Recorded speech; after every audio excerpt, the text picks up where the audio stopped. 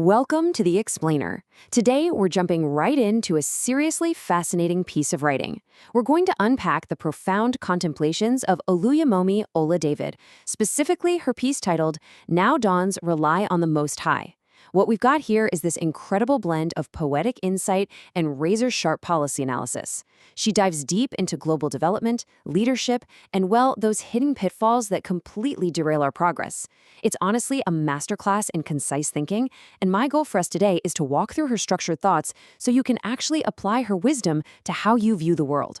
Let's start right here. I really want us to take a deliberate pause to just absorb her powerful opening metaphor. She writes, "Flattery could sink a Titanic. Captain requires steady vision."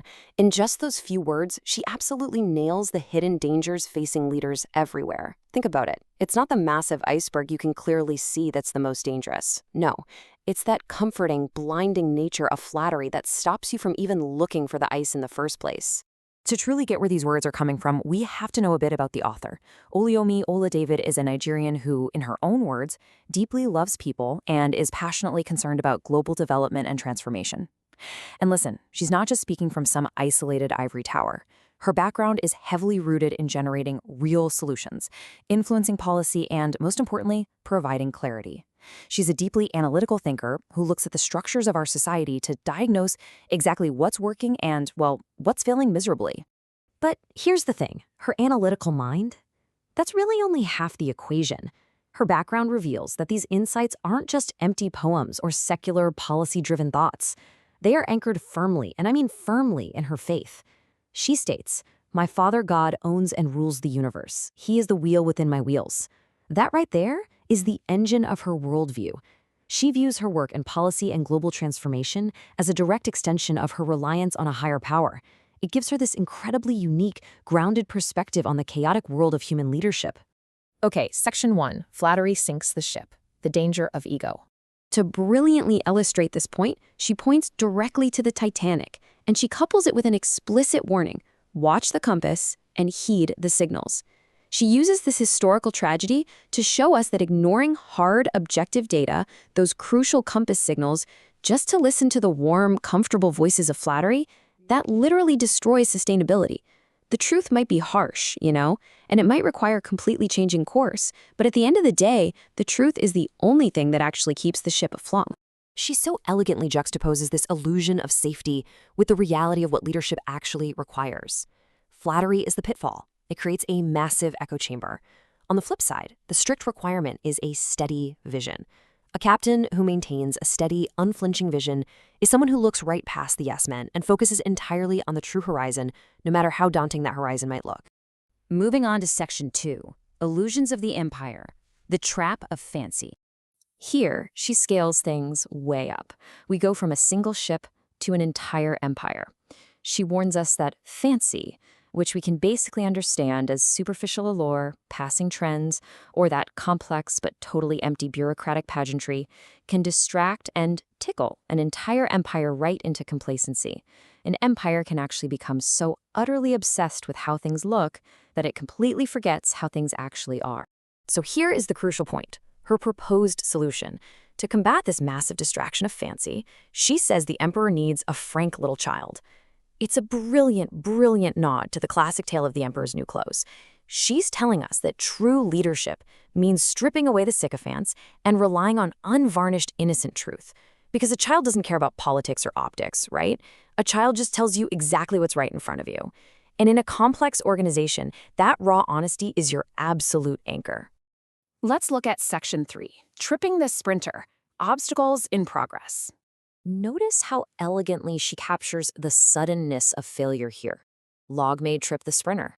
Think about when you're moving incredibly fast, making rapid progress in your career, your life, or your policy goals. It doesn't actually take a massive iceberg to stop you. A simple, unseen log in the dark can abruptly end a rapid ascent. It is such a humbling reminder of our vulnerability whenever we're moving at top speed. Her focus in this stanza is all about illumination.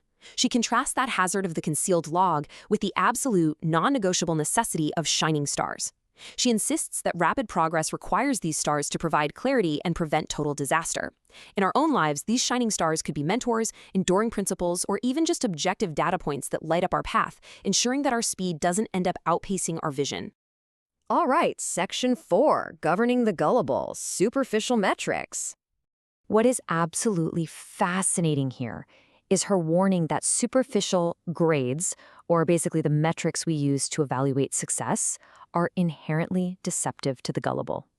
I mean, we live in a world that is obsessed with grades, scores, and rankings, right? She's boldly pointing out that if we blindly trust these surface-level numbers without actually understanding the context behind them, well, we're simply being gullible.